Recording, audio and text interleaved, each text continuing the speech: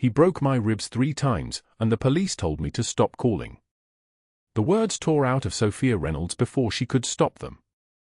9:47 in the morning on a Tuesday, San Francisco Municipal Courthouse, fluorescent lights buzzing overhead like trapped wasps, the smell of floor wax and stale air thick enough to choke on. Sofia sat handcuffed on a wooden bench outside courtroom 6, still wearing her nanny's uniform, a plain gray dress with a white collar, now wrinkled and stained from sleeping in a shelter bathroom 3 nights in a row. Her hands would not stop shaking. 2 court officers stood nearby, one scrolling his phone with the disinterest of a man who had seen 1,000 desperate people, the other drinking coffee from a paper cup, not bothering to look at her at all. Douglas Hale leaned against the wall 15 feet away, clean-cut in a navy suit that probably cost more than she made in a month, charismatic smile plastered across his face like a mask he could remove whenever the performance ended. He filed the restraining order against her, claiming she had been stalking him, harassing him, threatening his new life. The irony tasted like blood in her mouth. He broke her ribs. Not once. 3 times. And when she called the police, they told her to stop wasting their time. Margaret Harrington sat on the opposite bench in designer clothes that screamed old money, pearl earrings catching the fluorescent light, her lawyer beside her with a briefcase that probably cost more than Sofia's entire life. She was here for the wage theft counterclaim. Sofia had tried to sue for her final month's wages, $2,200, the money she needed to keep a roof over her head for 1 more month. Margaret responded by accusing Sofia of stealing family jewelry worth $22,000. Sofia had never stolen anything in her life. Sofia had $34 in her pocket. That was everything. No lawyer. No witness. No proof of anything except bruises that had faded and fear that had not. The bailiff called her name, his voice flat and mechanical. But what happened in that moment was something no one in the courtroom could have predicted. A black Mercedes pulled into the courthouse parking lot outside, tires crunching through the remnants of last night's blizzard, and Giovanni Caruso stepped out, a man Sofia had met exactly once, 6 days ago in a freezing diner at 3:38 in the morning when she sheltered his missing daughter Emma in the storage room of a homeless shelter. He wore a charcoal coat that cost more than the annual salary she used to make, his dark eyes burning with something that made even his driver nervous. Sofia did not know he was coming. She did not know what he carried in the manila envelope in his hand. She did not know that her life was about to splinter into before and after. Before we continue, drop a like if this story hits you. Share it with someone who needs to hear it and subscribe so you don't miss what's coming tomorrow. Every comment you leave matters. Now let us go back 8 days to understand how a woman with $34 to her name ended up in handcuffs while her abuser smiled. 8 days earlier. 3:22 in the morning. Sofia Reynolds sat alone in a late-night diner called Rosario's on the edge of San Francisco, her hands wrapped around a cold cup of coffee she had been nursing for 2 hours because she could not afford to leave and could not afford to buy anything else. The nanny's uniform, gray dress, white collar, pockets empty, was damp from the snow falling outside in sheets so thick they erased the street beyond the window. She had worked 14-hour days for the Harrington family for 5 years. 5 years of waking at 5 in the morning. 5 years of cooking their breakfast. 5 years of driving their children to private school while they barely acknowledged her existence. 5 years sleeping in a converted closet no bigger than the space between a bed and a wall. Her name was Sofia, and no one in that house had ever asked her a single question about her life. The diner was nearly empty. An old man in the corner reading a newspaper that he had probably read 3 times already. A couple in the back booth not speaking to each other, just sitting in the kind of silence that meant something had broken. A cook visible through the kitchen window, moving with the slow exhaustion of someone who had been awake since yesterday afternoon. The rain on the roof sounded like endless static, like the world itself was trying to say something and could not find the words. Sofia had been fired that morning. Margaret had walked into the kitchen at 7 o'clock and told her to leave. No explanation. No final paycheck. Margaret said Sofia had stolen a bracelet, a diamond thing worth thousands, and Sofia had never stolen anything in her life, but proof does not matter when you have no lawyer and no money and no one who will believe you anyway. Margaret said she would not pay Sofia's final month's wages. She said the police were involved. She said Sofia should be grateful she was not being arrested right now. So Sofia had taken the bus to the Greyhound station and almost bought a one-way ticket to anywhere. Then she realized she only had enough money to survive 3 more days if she was very careful. She could not run. She could not leave San Francisco because if she left, she would be admitting Douglas had won. That he had finally finished what he started. She had hidden from Douglas Hale for 8 years. Not quite hidden. Survived. That was the word for what she had done. She survived his fists. She survived the things he said about her body, about her worth, about what would happen if she ever tried to leave him. When she finally ran, when she finally moved across the city and changed her phone number and got a job under a different name, he found her. He always found her. He convinced her they could fix things. He broke her ribs 3 times. The first time, she did not understand what had happened. The second and third times, she was not surprised anymore. When she called the police, they told her to stop calling. The diner door swung open. Wind and snow poured in like a living thing. A small child stumbled through, alone, wearing a coat too thin for the weather. The child could not have been more than 7 years old. She was shivering so hard her teeth chattered. Her dark hair was matted to her face. She had the kind of eyes that had already seen too much. Sofia stood without thinking.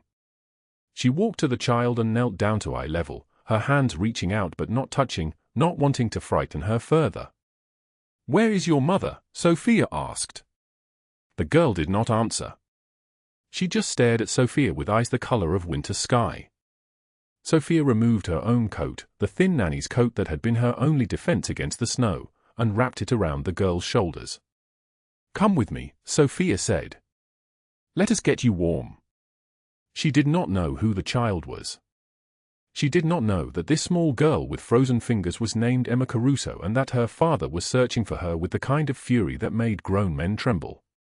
She did not know that in the next few hours, her life would change in ways she could not imagine. Sofia took Emma to the storage room at the homeless shelter where she sometimes volunteered on weekends, a small job that paid nothing but gave her a place to be when she could not afford to exist anywhere else. She made Emma warm. She brought her blankets. She sat with her while she cried without explaining why she was crying, without explaining where she came from or why she was alone in a blizzard at 3 in the morning. At 3:38, the diner door opened again. This time it was him. Giovanni Caruso stood in the doorway, outlined by snow and darkness, and every person in the diner froze. He was tall, broad-shouldered, wearing a black coat that probably cost more than a car, his dark hair touched with silver at the temples, his face carved like stone. But it was his eyes that stopped time. They burned with something that was not quite rage and not quite fear but something in between, something that made the old man fold his newspaper and pretend to read it, something that made the couple in the back booth stop existing. Sofia felt her chest tighten. She stood, still holding Emma's small hand. She did not know his name. She did not know what his arrival meant. He stepped into the diner and every step echoed like a promise. His eyes found Emma and something shifted in his face, a crack in stone, a moment of pure vulnerability so sharp and sudden that it took Sofia's breath away. That was his daughter. That was the thing he had been searching for. He moved toward them and Sofia pulled Emma behind her, a reflex, a protection, her body becoming a shield without her choosing to do it. The man stopped. He looked at Sofia, really looked at her, and his expression changed again. His eyes moved down her arms, across her hands, and settled on her wrists. On the bruises there, old bruises, new bruises, bruises in every shade of fading purple and yellow. His voice when he spoke was deep and solid like an oath, like the sound of a door closing on something forever. "Thank you for protecting my daughter." Then he looked back at Emma and knelt down, and Sofia watched a man who wore power like a second skin turn into something else entirely. He became careful. He became gentle. He asked Emma if she was cold. He asked if she was hurt. He asked if she wanted to go home. Sofia released Emma's hand and watched the girl run to her father. She watched him lift her like she weighed nothing, like she was the most precious thing in the world. She watched him bury his face in her hair for just a moment, long enough that she could see his shoulders shake, then pull back and become the man again, composed, controlled, dangerous.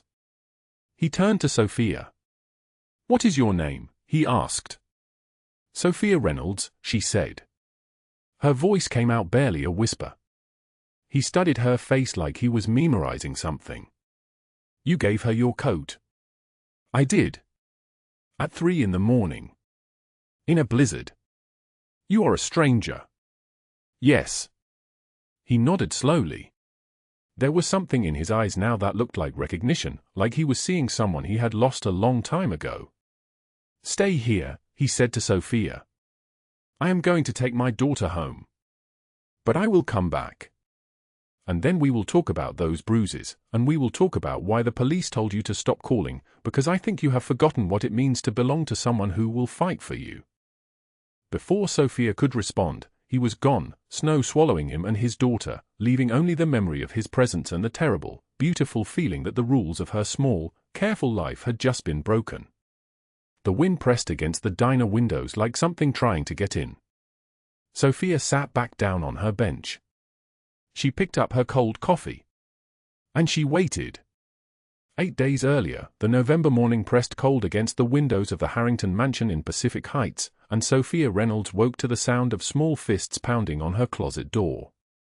Thump. Thump. Thump. "Sofia. Mom says make pancakes." She opened her eyes to darkness. The converted closet was barely 6 feet wide, the twin mattress thin enough that she could feel the wooden floor beneath her ribs.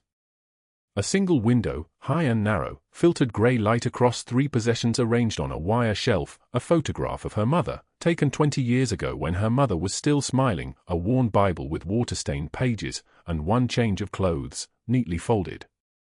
Sofia sat up slowly. Her back ached. Her shoulders ached. Everything ached in the cold. She pulled on the grey nanny uniform she had worn yesterday, smoothing the wrinkles with her hands because she owned no iron. The clock on the shelf read 6:17 a.m. She had 13 hours and 13 minutes until bedtime.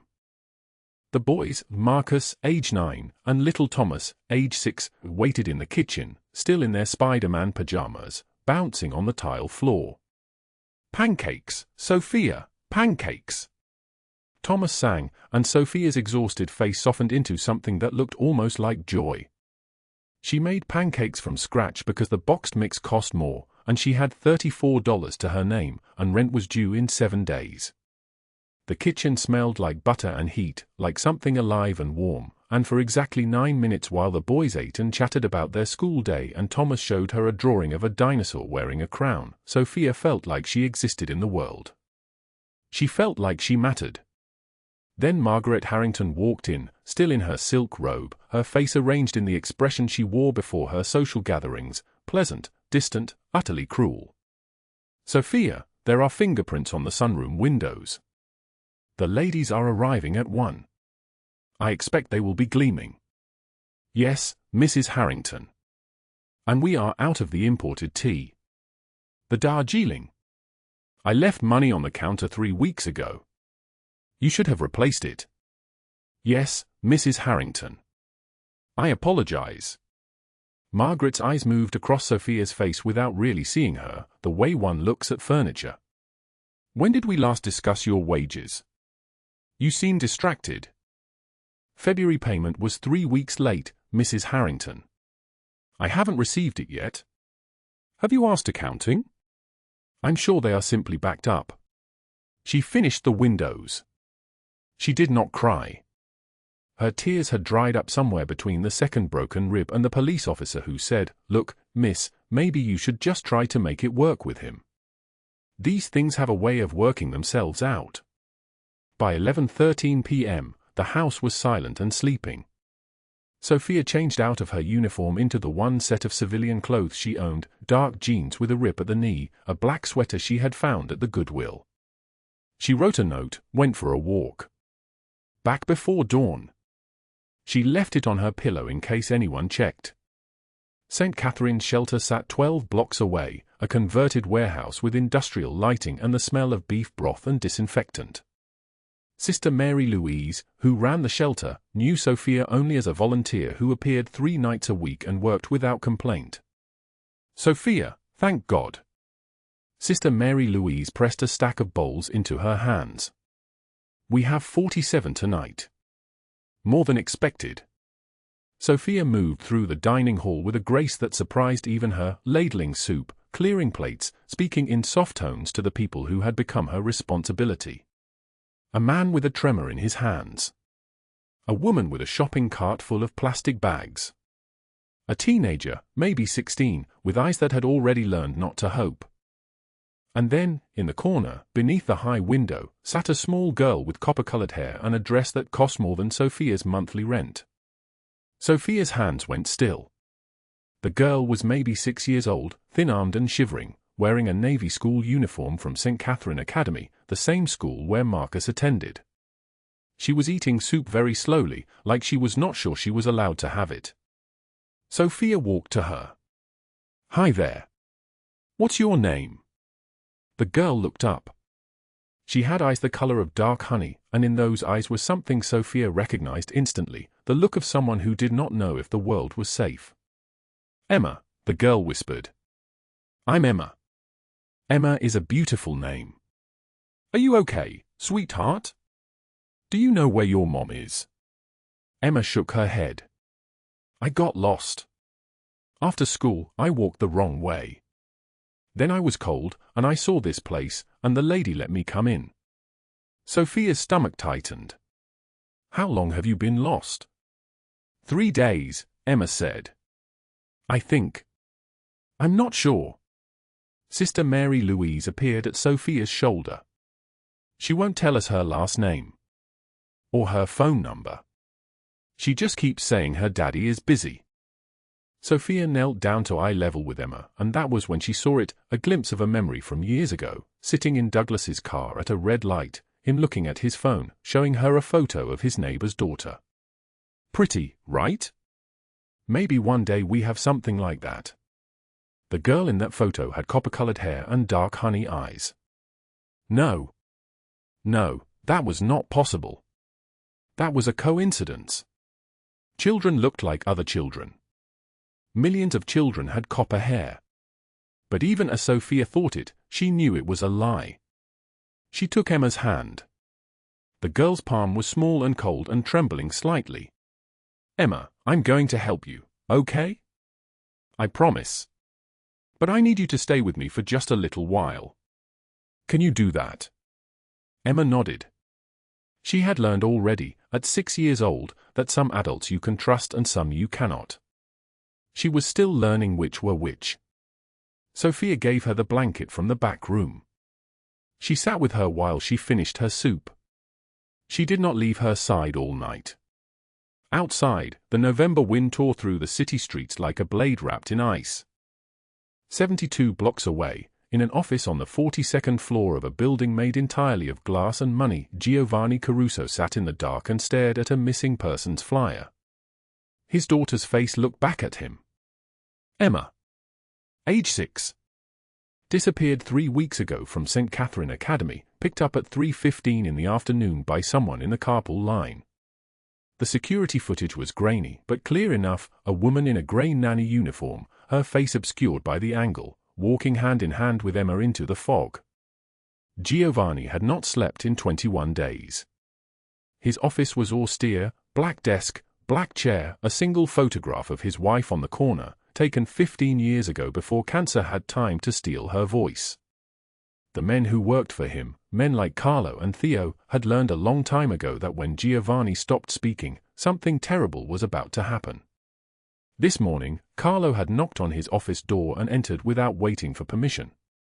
In 15 years, this was a thing he only did when something mattered. Boss, we have a lead. The shelter. St. Catherine's. The shelter, Giovanni repeated, and his voice was flat, careful, the way a man sounds when he is holding a knife by the blade. A girl matching Emma's description was brought in 3 days ago. No identification. She would not give her name until last night when she finally told one of the volunteers that her father is busy. Giovanni stood slowly. He moved to the window and looked out at San Francisco spread below him like a kingdom he had conquered and found, in the conquering, to be empty. In 15 years, since his wife died, Giovanni had built an empire. He had taken over territories, eliminated competitors, made enough money to buy the city itself.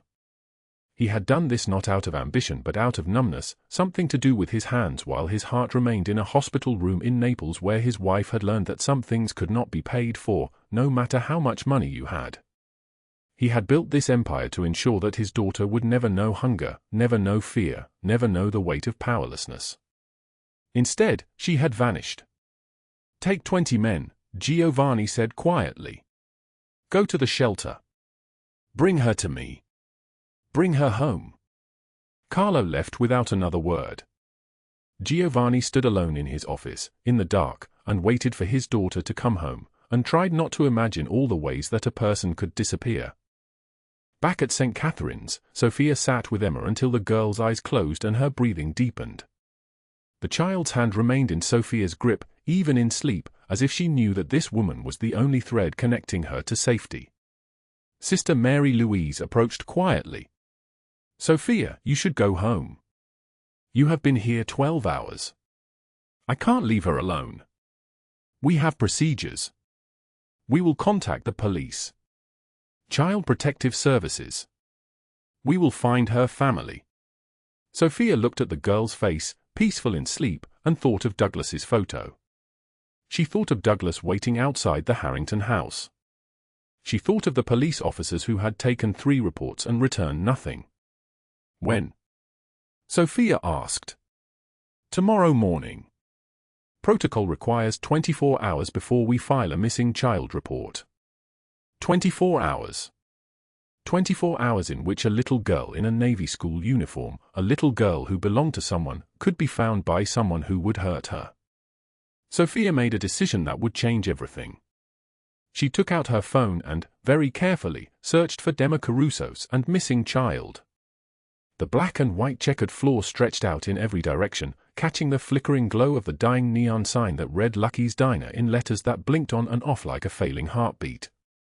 The November wind tore through the tenderloin outside, carrying snow that pressed against the glass windows in thick, relentless layers, and Sofia Reynolds sat alone in the back booth with a cup of cold coffee wrapped in her trembling hands. She wore the nanny's uniform still damp from the 8-block walk from St. Catherine's shelter, the navy cardigan clinging to her shoulders, and every muscle in her body ached with the kind of exhaustion that comes from staying awake long enough to watch hope start to crack. Her eyes, hollow and grey as winter sky, fixed on nothing in particular. Around her, the diner hummed with the low, mournful sound of the heater struggling against the cold, the occasional clink of a spoon from the night cook working in the kitchen, the distant rumble of a truck somewhere in the white blindness outside. 3 hours ago, she had found a child. A small girl in a torn pink dress, shivering behind the industrial kitchen at the shelter, hiding between stacked metal trays and 5-gallon containers of vegetable oil. "Emma." The girl had refused to speak, only nodded when Sofia asked if she was cold, only whimpered when Sofia wrapped her in a wool blanket meant for the adults in the winter overflow program. Sofia had sat with her for 2 hours in the shelter's volunteer office, holding her hand while she sipped hot soup, and when the girl finally closed her eyes and her breathing deepened into sleep, Sofia had undressed her carefully to assess the damage. What she found made her stomach turn to stone. Bruises on the child's small arms, finger-shaped and fresh, purple blooming into yellow at the edges. A locket around the girl's neck, silver and tarnished, holding 2 initials engraved in careful script, EC. She knew those initials. 3 years ago, she had seen them before, glimpsed on photographs spread across the passenger seat of Douglas Hale's silver sedan when she had walked past the cafe where he Saturday. Surveillance photos. A man's face repeated in different locations. A little girl's school photos. Addresses written in Douglas's precise handwriting. Douglas, who had broken her ribs 3 times. Douglas, who had told her the police would never believe her because his cousin wore a badge. Douglas, who had taught her that some men could make evidence disappear as easily as they made women disappear. The cafe director, Sister Mary Louise, an elderly nun with a face like cracked porcelain and eyes that had seen too much suffering to be surprised by anything, had been kind but firm. 24 hours before the shelter would file a missing child report. 24 hours in which this girl, this small girl who was no one to anyone, could be found by someone whose name was written in her locket like a brand.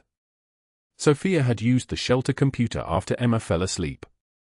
She had typed the name Emma Caruso into the missing persons database and felt her blood go cold when the photo appeared.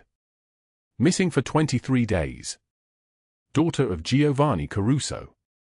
The article mentioned nothing specific about the father except that he was a businessman with significant holdings in the Bay Area. It mentioned that the family was offering a $20,000 reward with no questions asked. $20,000. Sofia had stared at that number on the screen and felt something shift inside her chest, something between hope and terror because money that large meant power, and power always came with a price. The diner door crashed open at 3:38 in the morning. Snow exploded inward in a violent gust, and the man who entered brought the blizzard with him like it was a personal possession. He was tall, impossibly tall, with shoulders that seemed to fill the doorway, and he moved with the kind of deliberate control that made every other person in the diner, the night cook, the old man nursing whiskey in the corner, the waitress who had been refilling Sofia's coffee without speaking for the past hour, fall silent.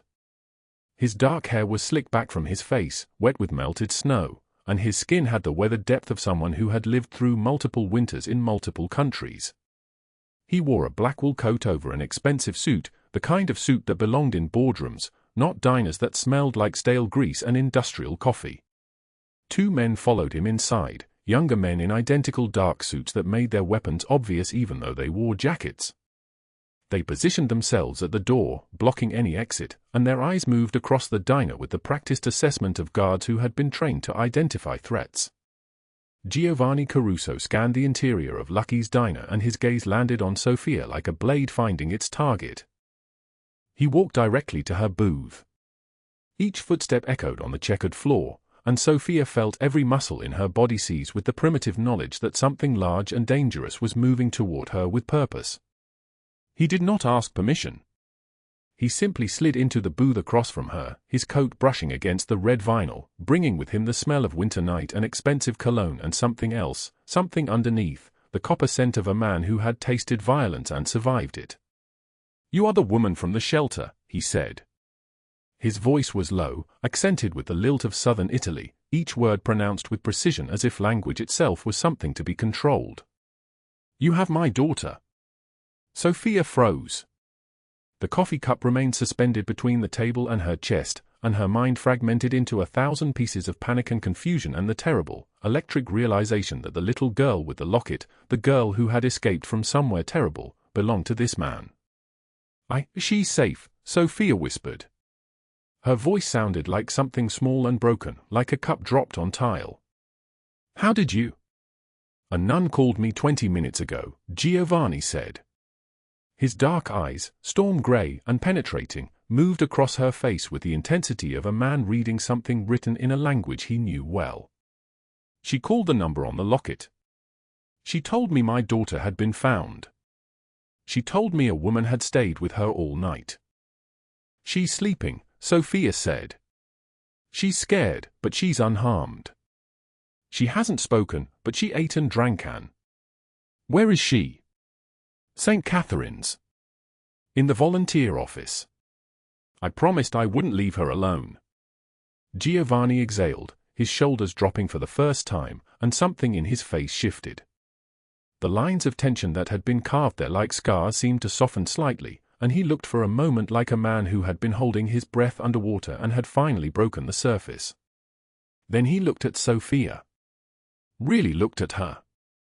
His gaze moved across her face, taking in the hollow cheeks, the exhaustion that had become permanent in her eyes, the way her hands shook despite the diner's warmth. He looked at her damp uniform, at the way her cardigan was buttoned wrong, at the thin gold chain around her neck that held no locket, just absence.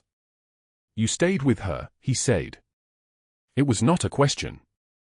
"Of course." "Why?" "You did not know her. You did not know me. Sofia looked at the table between them, at the spoon that sat there, at the way the neon light made everything look unreal. Because she was alone, she said quietly. And she was terrified. And I couldn't leave her the way I have been left. The silence that followed felt like the silence before a storm breaks. Giovanni did not move. The two men at the door did not move. Even the diner around them seemed to hold its breath, and in that held breath, Sofia felt something shifting in the world, something large and invisible pivoting on a point she could not see. I think I know who took her, Sofia said, the words spilling out before she could stop them. And I think he's still looking for her. Giovanni leaned back against the vinyl booth. His hand, a large hand, scarred along the knuckles, wearing a gold ring on the fourth finger, reached across the table. He did not touch her. He simply extended it, palm up, as if offering something she could not yet see. Tell me everything, he said. And do not leave anything out. The courtroom smelled like old wood and fear. That was the first thing Sofia noticed when the bailiff handcuffed her wrists, not the cold metal, not the sound of the steel lock clicking shut, but the smell. Furniture polish and desperation. Years of people standing exactly where she stood now, hands shaking, futures crumbling. It was 9:38 a.m. on Tuesday. The summons had said 9:30, but Sofia arrived early because arriving late would have looked disrespectful, and she needed every possible advantage, and she had none. The handcuffs were overkill. Douglas had told the officers she was a flight risk. A woman with $34 in her pocket, wearing a borrowed blazer with a button missing, was apparently dangerous enough to restrain. She sat on the bench outside courtroom 7, her legs pressed together, her breathing shallow. The officer who cuffed her had been kind enough not to make it tight, but kindness could not change the fact that everyone walking past would see her and think, guilty. Criminal. Someone who had done something so wrong that the state of California deemed her a danger. Margaret Harrington sat across the hallway with her lawyer, a thin man in an olive suit who kept whispering in her ear. Margaret wore cream-colored wool, a pearl necklace, makeup applied with the precision of someone who had never known desperation. Her lawyer patted her arm. Everything about her posture said, "This will be handled. The system protects people like me." Douglas leaned against the opposite wall, scrolling through his phone with the laziness of a man who knew the outcome. He was dressed like he was meeting clients, navy blazer, white shirt, cufflinks shaped like tiny anchors. His cousin, Sergeant Paul Hale, had texted him that morning. 2 words, no problem. That was all Douglas needed. No problem meant the police report Sofia had filed 3 days ago would be lost. No problem meant the officer had already spoken to the judge. No problem meant Sofia would be convicted of something, stalking, harassment, filing a false report, it did not matter which. The machinery was already in motion. The bailiff called out a name. Not Sofia's. A man shuffled into the courtroom, his public defender following behind him like a ghost. Sofia watched the door close. She looked at her handcuffed wrists. She thought about the night on the shelter roof. She thought about the 7-story drop. She thought about how it would feel to stop running, to stop fighting, to just let the weight of everything pull her down and down and down.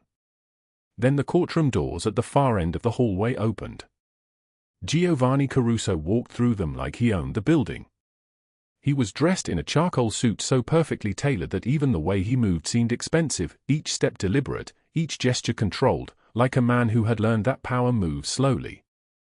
His hair was dark, silvered at the temples.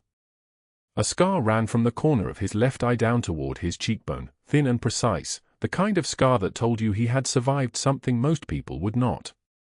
Behind him came Carlo and Theo, both moving in perfect synchronization, both wearing black suits, both with the kind of faces that made people look away quickly. Behind them came a man in an immaculate charcoal coat over an expensive suit, leather briefcase in hand, the kind of lawyer who did not appear in courtrooms in neighborhoods like this. The kind of lawyer who appeared in other places entirely. The hallway went still. Douglas straightened. Margaret's lawyer stood up. The officer guarding Sofia looked at his phone, suddenly very interested in its screen. Giovanni walked directly to the prosecutor's desk.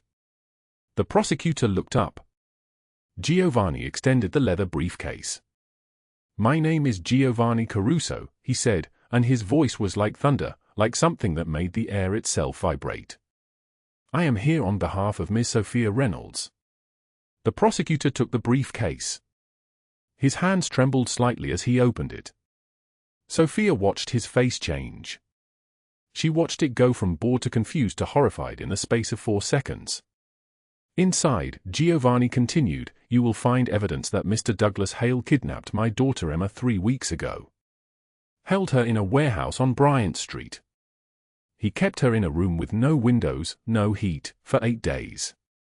He is also responsible for stalking Ms. Reynolds for 8 years in violation of 3 separate restraining orders that were illegally dismissed by Sergeant Paul Hale, currently employed by SFPD and related to the defendant by blood. You will also find evidence that Mrs. Margaret Harrington has committed wage theft against Ms. Reynolds totaling $47,000 over 5 years. She has also filed a false police report regarding a bracelet worth $22,000. That bracelet is currently in her safe deposit box at Wells Fargo, branch 447, where it has remained untouched for 6 months. I have photographs. I have banking records. I have the bracelet itself, which you may retrieve." The prosecutor's face had gone completely grey. Additionally, Giovanni said, "The FBI has been notified of these crimes and is currently executing a warrant at Sergeant Paul Hale's residence to retrieve additional evidence of corruption." Douglas made a sound, not a word, just a sound like air escaping from a balloon. Margaret stood up. Her lawyer grabbed her arm. "Mrs. Harrington," the prosecutor said, his voice strange and distant, "you need to sit down." "This is insane," Margaret said, but her voice had changed. It was thin now, sharp, like glass. "I am a respected—" "You are a thief," Giovanni said. His eyes had not moved from the prosecutor. But his words fell into the hallway like stones into still water, creating circles that rippled outward. "And you are done." The prosecutor looked at Douglas. "Mr. Hale, stand up." Douglas did not move. "Stand up," the prosecutor repeated. Douglas stood. His entire body was shaking. "This is a setup," he said. "This is, you can't, she put you up to this, didn't she? That little bitch put you up to." The bailiff was already moving. 2 officers emerged from the side door. They took Douglas by both arms. He thrashed, his voice rising into something that was not quite human. "You don't know who you're dealing with. My cousin will have your badge. You hear me? You're ruining your career. This is—" "Your cousin," Giovanni said, and now he turned his head, and now he looked at Douglas directly, "is also under arrest. FBI is at his house right now. Wire fraud. Destroying evidence. Conspiracy to cover up kidnapping." Douglas screamed. Actually screamed. The sound echoed through the hallway as the officers dragged him toward the holding cell. "You're making a mistake. You don't know what you're doing. I have friends." "I have?" But his voice was already fading, swallowed by distance and locked doors. Margaret was standing, her lawyer desperately trying to pull her back down. The prosecutor was reading from the file, his voice hollow. "Mrs. Harrington, you are under arrest for filing a false police report, wage theft, and tax evasion. The IRS has been notified and will be—" "This is absurd," Margaret said, but her face had gone very white, very still. She looked like a woman who had just realized that the world she lived in was not as solid as she thought. That there were forces in the world that did not care about her reputation, her connections, her perfectly maintained image. "I have done nothing wrong. I am a—" "You are going to stand up," the prosecutor said quietly, "and you are going to put your hands behind your back." She did. An officer approached. Margaret's lawyer was still talking, his voice rapid and desperate, explaining that this was a terrible mistake, that he would file motions, that this would be overturned. Nobody was listening. The cuffs clicked. Margaret looked down at them like she had never seen handcuffs before, like they belonged to someone else entirely. She was led away. Her lawyer followed, still talking. His words became distant and then disappeared entirely. The hallway was silent except for the sound of a door closing somewhere deep in the building. Sofia sat very still on her bench. The officer who had cuffed her approached. "Let me get those off you," he said, and there was something like shame in his voice. His key turned. The cuffs fell away. Giovanni walked toward her. His men remained at the far end of the hallway, giving him space, giving her space. He stopped a few feet from the bench. He looked at her with those dark, penetrating eyes, and his scarred face held an expression that Sofia could not quite read. "You are free," he said. Sofia tried to stand. Her legs did not obey. She tried again. This time they did. She was standing, and Giovanni was standing, and the hallway was very quiet, and somewhere outside the courthouse, the city was moving forward with its usual indifference, completely unaware that the world had just shifted on its axis. "What did you ask?" Sofia began, but the words dissolved. "How do you ask someone to explain the impossible?" "I made a call," Giovanni said. His voice was quieter now, less like thunder and more like the echo of thunder, the sound of something vast and distant. "I gathered evidence. I gave it to a prosecutor who still believed in evidence. The rest was inevitable. Douglas, Giovanni said, will stand trial. He will be convicted. He will spend the next 40 years in federal prison for kidnapping a minor. Sergeant Hale will spend the next 23 years in federal prison for corruption. Mrs. Harrington will spend the next 8 years in federal prison for tax evasion and fraud. Her assets will be seized. Her reputation will be destroyed. The system," he said, and here something hard moved across his face, "will work exactly as it is supposed to work." Sofia felt her knees weaken. She sat back down on the bench. She did not understand yet. She would understand later, much later, when the paperwork was finished, when the trials had concluded, when the verdicts had come down like justice falling from the sky. But right now, in this moment, she simply sat, and Giovanni sat beside her, and neither of them spoke, because sometimes there are no words for the moment when the ground beneath you solidifies again after years of shifting sand. That night, Douglas Hale would disappear from county jail during a transfer to another facility. He would be handed over to a rival Mafia family, the Giordano organization, who had been waiting for someone like Douglas to fall into their hands. A man who had betrayed them, who had taken a job they had not authorized, who owed them a debt that had been collecting interest for 8 years. He would be dragged away screaming into a black SUV with tinted windows. He would never be seen again. But Sofia did not know that yet. Giovanni did not tell her. What Sofia knew, sitting on that bench, was that the weight she had been carrying, the weight of 8 years of terror, of running, of believing that the world was rigged against her, had been lifted. Not gently. Not slowly. But all at once, like someone had reached down and taken it from her shoulders and carried it away into darkness where it belonged. "Thank you," she whispered. Giovanni did not respond. He simply sat beside her, a Mafia boss and a homeless woman, as the courthouse clocks ticked forward and the afternoon light shifted through the windows, and somewhere in the building, justice was being filed and processed and made official. Sometimes one hand reached out at the right moment can change an entire life. 1 year had passed since the courthouse doors closed behind Sofia Reynolds. 12 months of silence, of rebuilding, of learning what it felt like to wake without fear coiling in her stomach like a serpent. She stood now on a balcony in Pacific Heights, 43 stories above the city, watching the lights of San Francisco pulse like a heartbeat across the bay. The penthouse was not hers, not officially. The lease came from an anonymous corporation, one of 17 shell companies that funneled money through Caruso Enterprises. She knew who paid for it. She chose not to ask. Her hands gripped the cold iron railing. The November wind moved through her hair, and she let it, this wind that was kind now instead of cruel. Below, the city sprawled in every direction, the Golden Gate Bridge, the dark water, the grid of streets where she used to sleep in her car, where she used to count coins in the parking lot of a 24-hour diner and pray they would be enough for gasoline. She wore a black dress tonight. Simple, tailored, nothing like the nanny's uniform she had worn for 5 years, nothing like the shelter volunteer vest, nothing like the poverty-stained clothing that had hung on her frame like a curse. Her hair had grown long. Her face had filled out. The scars on her back still traced their terrible geography across her skin, but they no longer controlled her story. She worked now. A real job.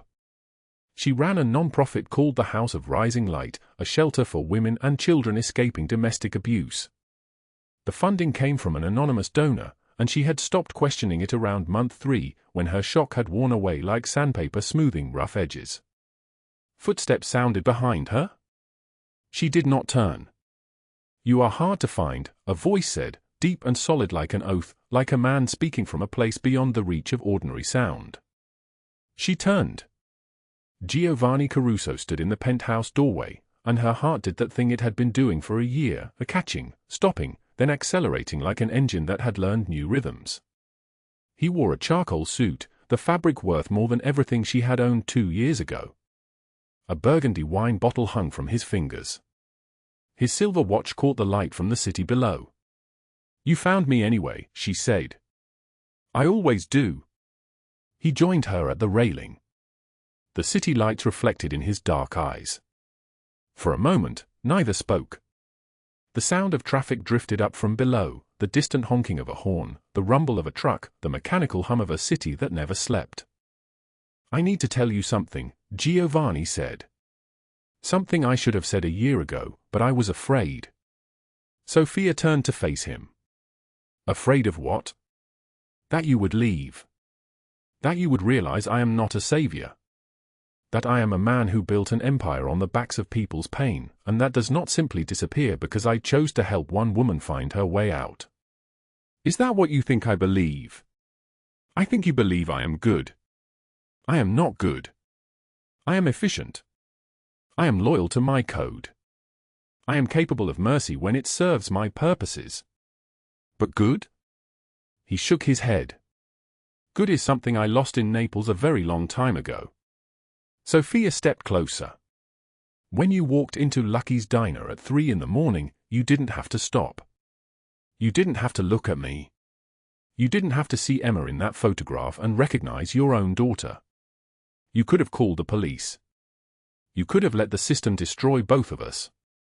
Because," Giovanni said, and his voice cracked like old leather being bent, "when I saw you in that diner, broken and exhausted and with nothing, I saw myself. I saw the boy I was in Naples, beaten senseless by a man who called himself my father, starving, worthless, praying every night for someone to save me." He looked at her. "No one ever came." Sofia's eyes filled with tears. "But you," he continued, "you saved my daughter. You found her in the darkness and brought her into the light. You did that with nothing. With no resources, no power, no connections. Just your own 2 hands and a refusal to believe that any child deserved the life you had lived." Sofia reached for his hand. "You didn't owe me anything. I owed you everything. I still do." He took the wine bottle and set it on the railing. "I have carried this for a year, Sofia. The truth that you are the bravest person I have ever met. You had $34 and 7 days before you lost everything. And you still gave everything." She stepped closer. The space between them narrowed to almost nothing. "I never properly thanked you." "You do not need to." "Yes, I do." She kissed him. He pulled her close, his hand cradling her face like she was made of something precious and fragile. For the first time in 8 years of Douglas's hands, of Margaret's cruelty, of sleeping in cars and counting coins and wondering if tomorrow would come, Sofia felt safe. She felt held. She felt like maybe, just maybe, the life she had imagined as a child, before everything broke, was still possible. When they parted, Giovanni rested his forehead against hers. "Emma asked me yesterday when you were coming to stay. What did you tell her?" "I told her soon." He pulled back, reaching into his jacket. His hand emerged holding a small velvet box. I should do this properly. I should have planned something romantic, some grand gesture. But I have never been good at following the rules of normal life. I am only good at knowing what I want, and taking it, and protecting it until I die. Sofia's breath caught. I want you, he said. Not as a charity case. Not as something broken that I can fix with money and power. But as my equal. As the woman who reminded me why I crawled out of that hell. As the mother to my daughter, if you will have her. He opened the box. A diamond sat inside, simple and massive, catching the light like a piece of the city itself had been captured and frozen. Sofia Reynolds, will you marry me? She could not speak. She could only nod, and when he slid the ring onto her finger, it felt like a coronation, not of a princess, but of a survivor. 6 months later, they sat in the same diner where everything had changed. Lucky's Diner, 3 in the morning, the checkered floor gleaming under neon lights that had been renovated but still carried the smell of old coffee and new hope. Emma slept in the booth beside Sofia, her dark head resting against Sofia's lap, her small body curled like a question mark finally answered. Sofia held a cup of coffee. The coffee was warm this time. Giovanni watched her across the table. He had watched her like this for the last 6 months, as if she might disappear, as if this entire story might dissolve like a nightmare when he woke. Do you ever think about that night? He asked. The night I walked in. Every day, Sofia said. What do you think about? How close I came to giving up. How I almost didn't go to the shelter that night. How everything could have been different if I had made one different choice. But you did not. No. I did not. Giovanni reached across the table and took her hand. His fingers were warm, his grip steady. You know what I believe? I believe the universe puts people in each other's paths for a reason. You were supposed to find Emma. I was supposed to find you. Because somewhere in the architecture of fate, 2 broken people needed to become whole. You believe in fate. I believe in people who refuse to quit. And you, Sofia, are the most stubborn woman I have ever met. She laughed. The sound filled the diner like music. Emma stirred in her sleep, murmuring something wordless and ancient. Sofia stroked her hair, a gesture so tender it seemed impossible that the same woman who had once slept in cars and counted coins could give such gentleness so freely. She asked me something yesterday, Giovanni said. She asked, when is Sofia going to be my mommy forever? Sofia's eyes filled with tears. What did you tell her? Her voice came out barely a whisper. I told her to ask you. He squeezed her hand. So I am asking you now. Will you be her mother forever? Will you be my wife, my partner, the woman who dragged me back into the light when I had been content to live in darkness? Sofia looked at Emma, sleeping so peacefully, so safe. She looked at Giovanni, this man who had been born into violence and chosen mercy. She looked at her hand, at the ring catching the diner light, and she thought about the girl she had been, the girl who served coffee to people who did not see her, who flinched at sudden movements, who had forgotten what it felt like to be loved without fear. I say yes, she whispered. The closing came not with a bang, but with the sound of a diner clock ticking forward, marking time in a city where 2 people had found each other in the darkness and refused to let go. Sofia Reynolds had nothing 2 years ago. $34. A closet to sleep in. Scars that told a story of survival written in pain. But she had given everything to a child who needed her, and in return, she had found a man who saw her worth when the world saw nothing. Douglas Hale disappeared. He vanished from a county transport van somewhere on the 101 freeway, dragged into a black SUV with tinted windows by people who had been waiting for him to fall. He was handed over to the Giordano family, men who understood the language of debt and retribution, who taught him that some prices cannot be paid with money, only with suffering. He was never seen again. Margaret Harrington was arrested at her penthouse. Federal agents came at dawn with cameras rolling, with news vans in the street, with the weight of evidence so overwhelming that her lawyers could not negotiate it away. She is serving 40 years for fraud, embezzlement, and human trafficking, the latter charge a gift from Giovanni, who ensured that every assistant she had ever exploited was documented, every wage theft recorded, every cruelty catalogued for a jury to witness. She watches from a federal facility in Arizona, a woman whose entire life was stolen the way she stole from others. Emma Caruso, age 7, now has a mother who tucks her into bed every night and reads her stories about brave girls who never gave up.